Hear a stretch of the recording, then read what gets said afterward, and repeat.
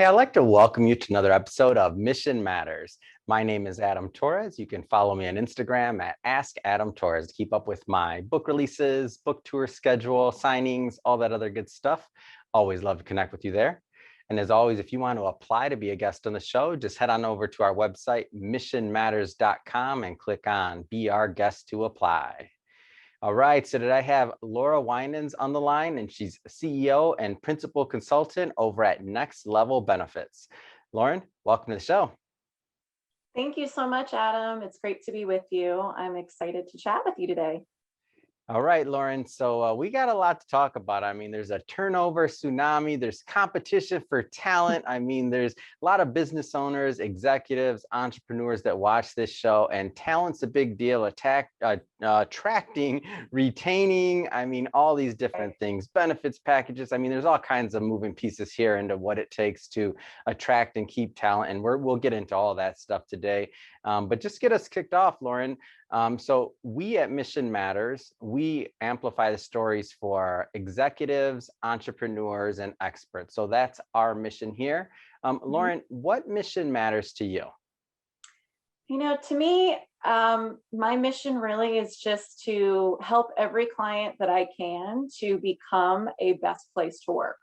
You know, anytime I'm working with, a client of ours, even if it's just on a small piece of one of their HR strategies or projects, my goal is to ultimately kind of leave it better than where it started. And so that's, the goal. And that's ultimately why I started Next Level Benefits. And, what we continue to do with each interaction with our clients is to identify areas of enhancement, areas of opportunities, and really try to impart our expertise and our wisdom to help them to kind of fill gaps and to make things better for their employees. And that's ultimately my goal.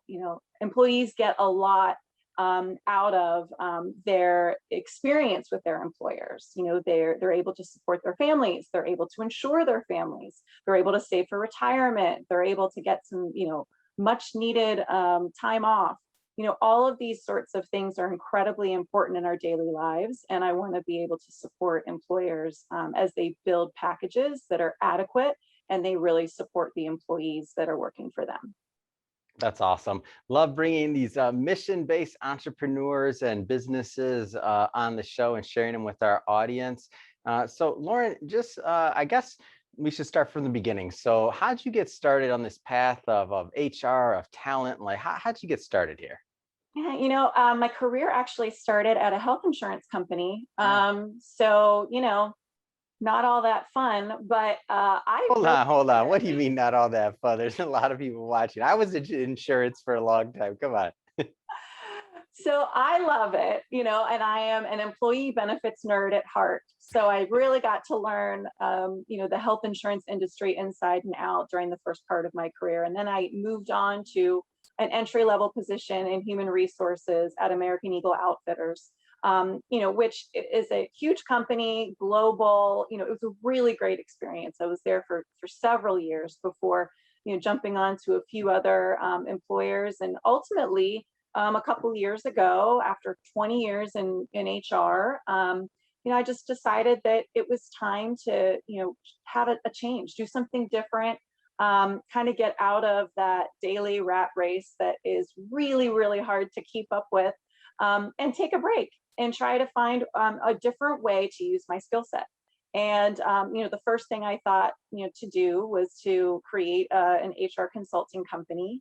And, when we started things in 2019, I was mainly focused on employee benefits, but I quickly found that there are a lot of businesses, large and small, who can really benefit from external advice and guidance, and in some cases, project management and execution.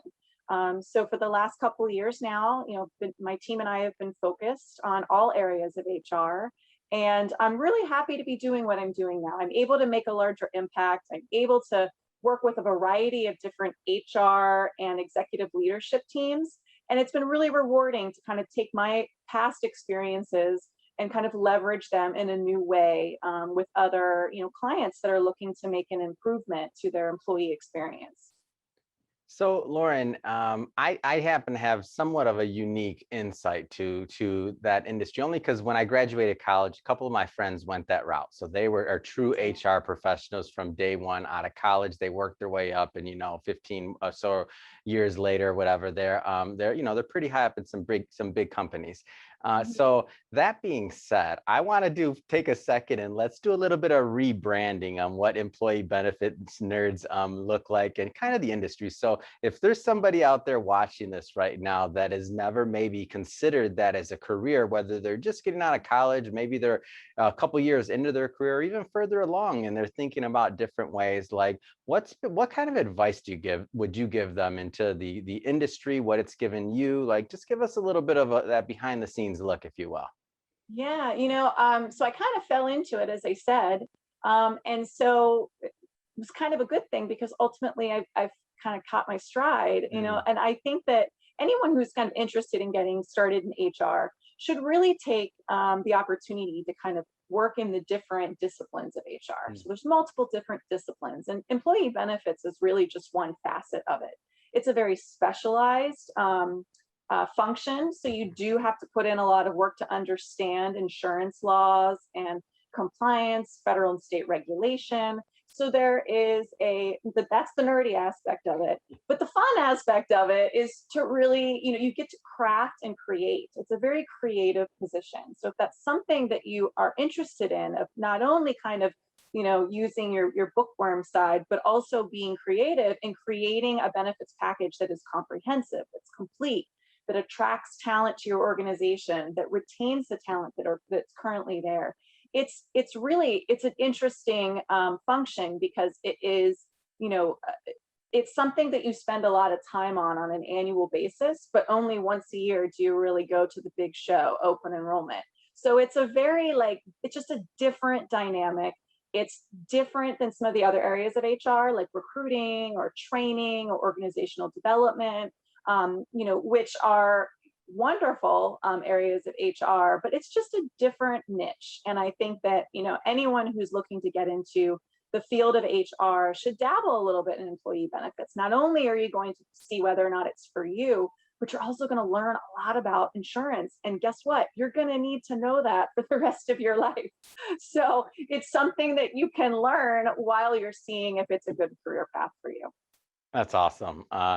Let's switch it up. So I want to get into what's going on present day, and I think there's one word that kind of sums it up, like talent. Like there's a lot of competition out there. The job landscape overall, like attracting, retaining top talent's not always the easiest thing to do. Where do you want to start with that subject? Gosh, I mean, there's so many different things to consider. It's a real, I think, let's maybe focus on some of the issues that we can see Mm, right now in the labor market. I mean, quite frankly, there's just not enough employees to go around, it mm, seems. And there's a lot of different reasons for that. I think we all are aware of the headlines as it relates to unemployment benefits. mhm, But I think you can also kind of think through the different facets here. You've got baby boomers that are retiring early because of the pandemic.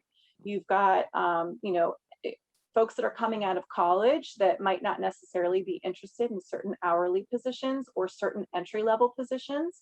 And you have employees that are also looking for work-life balance. And if they're not able to continue working remotely or have the type of balance that they're looking for, they're looking elsewhere.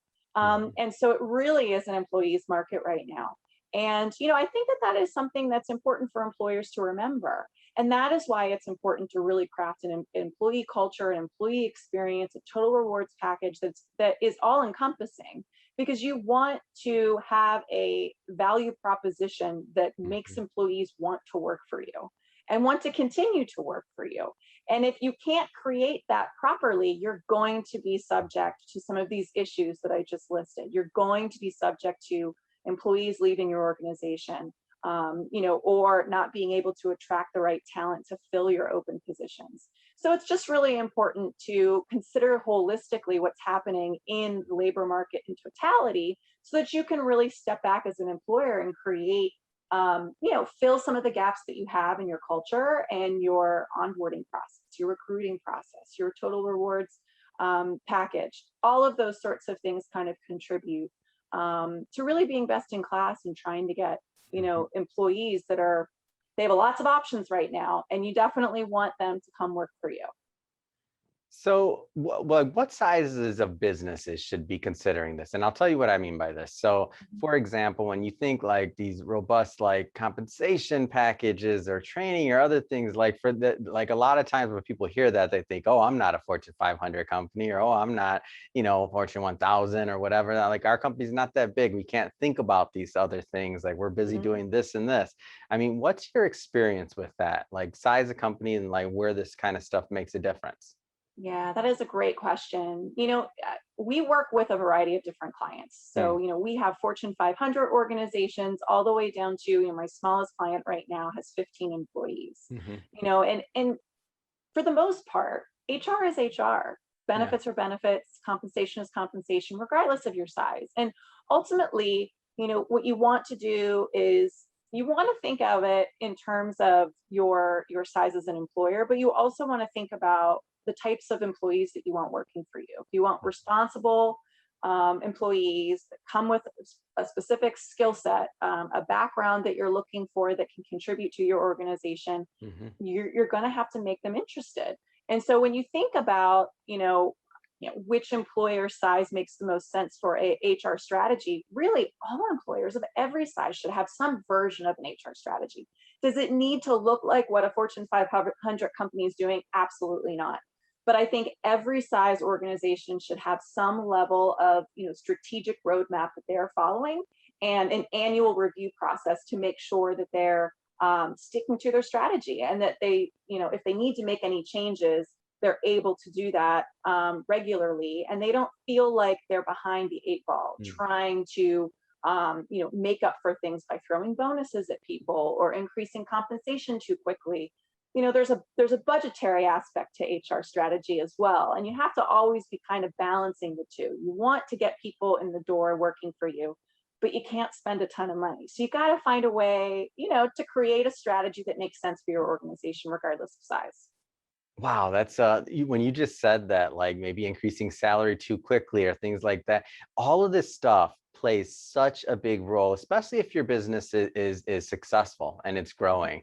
We always think about the other side, maybe like if it's not or if this, then you think about like who are those key players. But sometimes even there's that other side of it. And you just a good friend of mine, his business is growing really fast, and he made the mistake of increasing salary and things like that, and even the compensation package for some of the lower level management, and that really threw off his whole organization like immediately, because then they're like it was disproportionate compared to like an overall career path, and that cost him a good year, and they lost some good talent there because now it kind of shuffled everything up. But all these little nuances of where that individual, he didn't know, like he wasn't working with an HR professional or team like yours, so he just thought, oh, we're making all this money, they deserve it, they're working hard. But he didn't understand the idea that you can't give it to everybody too fast. Like you have to, like there's ways to do this, there's ways to create packages that still can give the benefits and the compensation you want to, but in a manner that's going to be healthy for the organization, that's going to retain the talent, ultimately what you want to do, and that's going to be in a logical and strategic manner, so that that person in this particular case was expecting all of their raises and everything to be like that going forward, and you didn't realize it doesn't quite work that way, right? Oh, so yeah. so that was a big problem. So when you said this is just one kind of thing that I noticed that I recall. What do you see that employers are doing right now that are that's kind of sticking out to you, that maybe is going in the right direction when it comes to recruiting and attracting talent? Like, what are some things that you find are working? I think right now, really offering a hybrid work environment is Mm, critical. Um, so what we're seeing right now in the market is that because there are so many employers that are progressively working towards more of a hybrid environment. And when we say hybrid, we talk about that really means multiple types of working arrangements. So that would be remote. That would mean partly remote, partly in the office, all the way up to just being fully in the office 5 days a week. And so if you're not creating some sort of hybrid environment, you're missing out on talented individuals that might be looking for a particular arrangement, a particular work arrangement. So for example, if you're a company that's located, in California, perhaps you have decided that you're only going to offer, in-office work arrangements. So there's no flexibility to work from home, or to maybe work from home 2 days a week, Yeah. or work remotely in any way, shape, or form. That is really going to limit the talent pool that's going to be coming your way and applying Mm. to your jobs. And in fact, it might actually reduce the number of applications that you receive, and then it limits the amount of people that you're actually interviewing, and that might also kind of reduce the caliber of individual that you're bringing into your organization. So what I'm seeing, organizations who take the time to really understand a hybrid work arrangement, and create that hybrid environment, and help employees to collaborate with one another regardless of where they're at, Mm. when they're working on a regular basis with one another. Those are the organizations that are coming out on top in terms of retaining their existing talent and attracting new talent. So I would really encourage any employer out there that has been maybe a little less progressive in that area to really consider, how much you can really change the trajectory of your recruiting strategy just by simply changing and relaxing some of the rules on where people work. I think we can all attest to the fact that it's obvious that remote workers work just as hard as those that are in the office. I know they have me working hard still. I The think other we're both co working pretty hard, and I think I think there's a lot of individuals that have really, really stepped up during, the last couple of years as the Mhm. future of work has kind of changed. They've really seen the benefit. They don't want to lose the opportunity to work from home and to work remotely, whether it be on vacation or, Mhm. from a deserted island somewhere. They want the flexibility, and that's something that as an employer you need to be offering people. Awesome. So let's talk about next level benefits. So first, tell us maybe a little bit more about the firm and why you started it. Sure. Yeah. So Next Level Benefits is an HR consulting firm. I started it mainly because I really wanted to impart my expertise to as many different employers that would be willing to have me. And fortunately, when we started a couple of years ago, we've been nonstop busy. And, it's been really fantastic. My team and I, every single one of us has at least 20 years of corporate HR experience. And we work with a variety of employers, like I was saying earlier, various sizes, all industries. And so we're really able to kind of plug in and kind of help from an expertise standpoint. We're also able to project manage different HR projects. We're able to do benchmarking and assessments on benefits programs, compensation, pay scales. Really just kind of take a critical look at really everything that's happening within the HR space, and use our knowledge from organizations like, as I mentioned before, I worked for American Eagle Outfitters for a number of years. I have other folks on the team that have worked for IBM, Netflix, United Airlines, American Airlines, eBay, a variety of different, organizations that we would all know the names of. And so they'd have a really diverse set of skill set and experiences. Mm. And that can really help employers of any size, but particularly those that are smaller, like you were mentioning before. I mean, we can bring a level of expertise that they just don't necessarily have in-house. And even for our Fortune 500 clients, they love to be able just to plug us in when they need us. One of our recent projects was simply plugging me in actually to help with some compensation communication. They were developing some additional compensation packages. They wanted to be able to effectively communicate it to employees. Didn't have anyone on staff that could take on they just didn't have the bandwidth. They just didn't have enough hands in the kitchen. So I came in for a couple months and helped to pull everything together, and we got it rolled out. So it's, we kind of just fill in the gaps when we're needed, whether it be short-term projects, long-term projects. But I love being able to, share our skill sets, take our experiences and really kind of share them with others so that they can develop an HR strategy that makes sense for their organization. So a lot of different HR companies out there, a lot of different, big field. What do you think makes your company unique? We're unique because we all have corporate HR experience. I can't tell you Wow. how many times I've worked with a broker or a consultant that only has broker or consultant experience. They Mm, they haven't sat in the seat. I've been an HR leader. I have been a benefits director. I've been a HR analyst. mm, I've been a variety of different roles in my career within HR, and mhm, so has the rest of my team. So it's very easy for us to speak the same language as business owners and also our HR counterparts that we might be helping in some of the large organizations we work with. And so it's very easy to plug us in. You don't need to kind of catch us up. We already know the language. We already know what needs to be done. In a lot of cases, some of our larger clients just hand us a laptop and tell us to get to work. And then some of our other clients, are really looking for like, help me to understand HR. Give mhm, me a sense of what I should be focused on. Give me a sense of what we should work on. And so, I think that we can bring that level of expertise that helps tremendously because we understand the stakeholders that are at play within the organization when you're making HR changes. We understand the communication and change management pieces that need to happen. And we really understand how to navigate budgets. So I mm, think there's an opportunity to work with an HR consultant firm that, like ours, that, really kind of brings that level of expertise. It makes it much easier to get things done. We're able to get things done much faster, accelerate things on a level that, other consultants really can't. mm.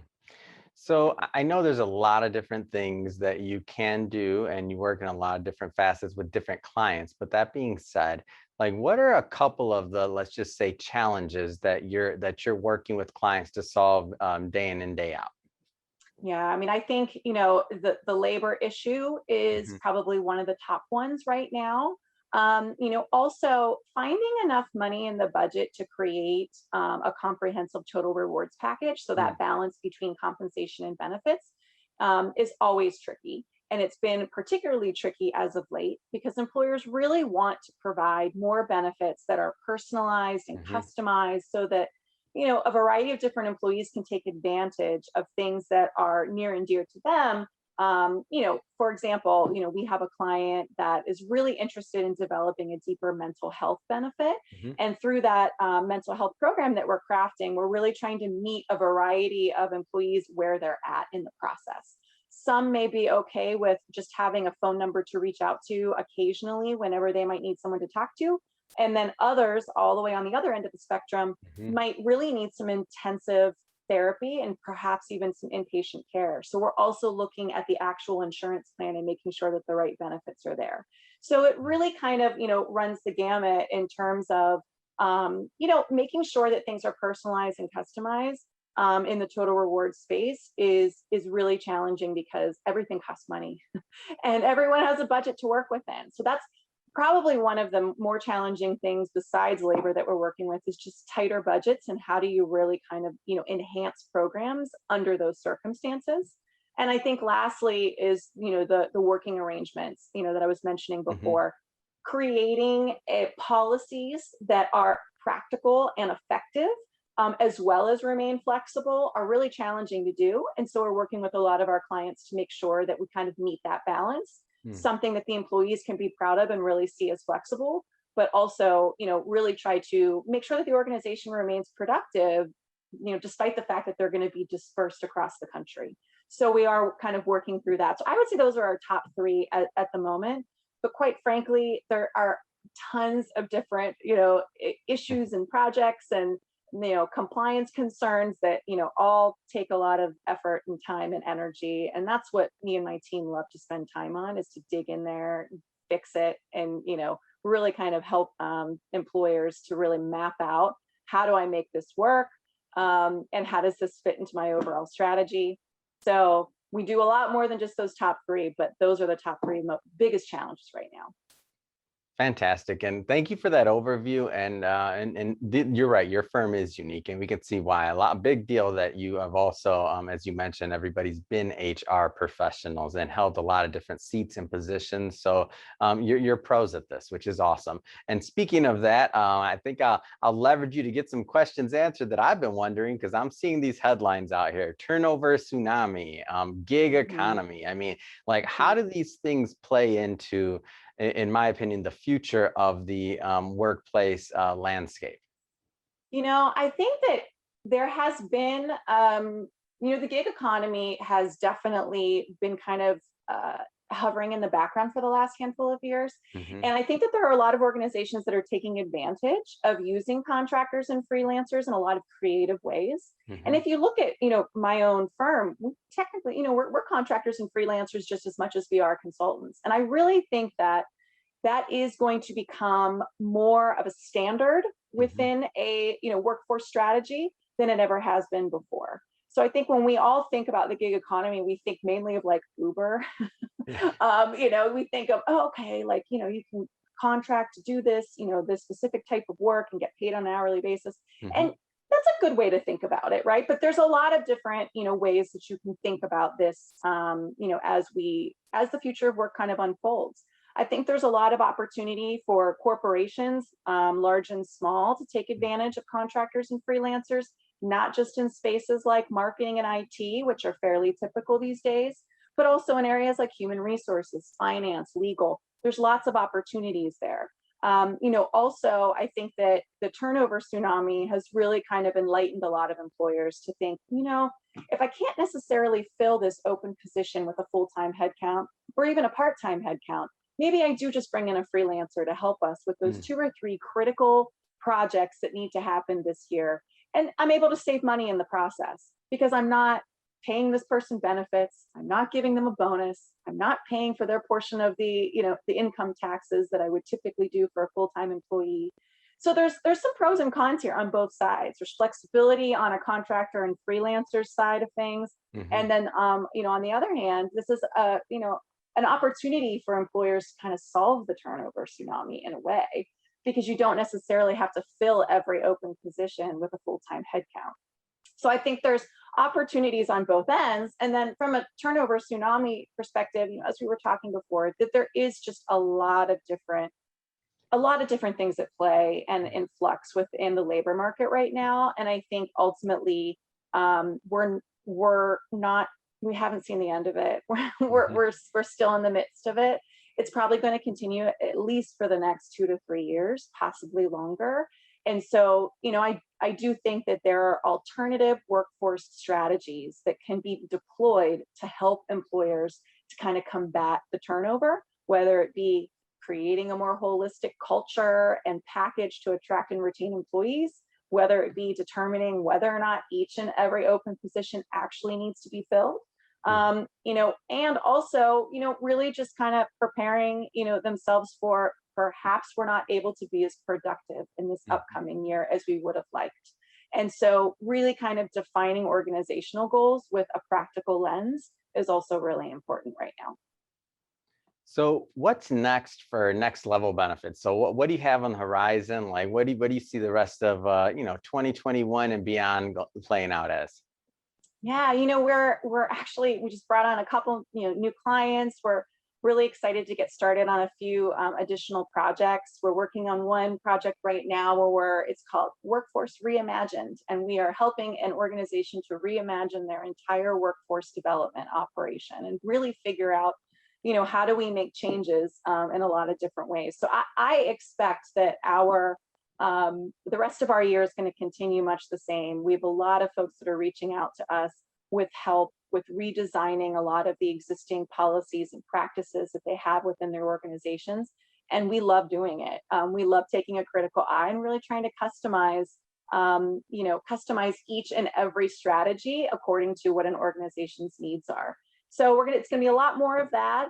I'm also, looking forward to participating and contributing into some publications and podcasts coming up. So hopefully you'll be looking out for me, because I hope to be, more in this space, trying to share my HR expertise with the world. And yeah, besides that, it's really just taking on as many clients as we can take on, because we really just ultimately want to help as many organizations become the best place to work. Oh man, that's awesome. Love it, Lauren. Big fan of what you're doing over at Next Level Benefits and all the great work that really you're doing for your clients and helping them grow, retain, attract talent, and really just making the workforce better. We talked a lot today about obviously from the employer side of things, which is your quote unquote client. But really the employees are who benefit, right? Like the employer obviously is who hires you, but the employees get the end result from this and from all of your great work. So it's just creating win-win win scenarios there. So Lauren, that being said, if somebody's watching this right now and they want more information on next level benefits to connect with you and your team, what's the best way for them to reach out? So you can find out information about Next Level Benefits on our website. You can find us at nlbenefits.com. And all of the information on our website, we share, details around services we provide, past projects that we've worked on, even some client commentary and testimonial. So it's a great place to get to know us a little bit better. You can also reach out to us via email or schedule a call via our website. So it is the best way to get in touch. Fantastic. Well, Lauren, really appreciate you coming on the show today and sharing more about all the great work that you and your team are doing over at Next Level Benefits. And to the audience, as always, thank you for tuning in. Hope you got a lot of value out of this. Hope you learned a lot. And don't forget, if you're a first-time listener or visitor, hit that subscribe button. We want you to come back and return and listen to more great guests that we have coming up for you. And Lauren, thanks again for coming on the show. It's been a pleasure. Thank you so much, Adam. Really appreciate your time today.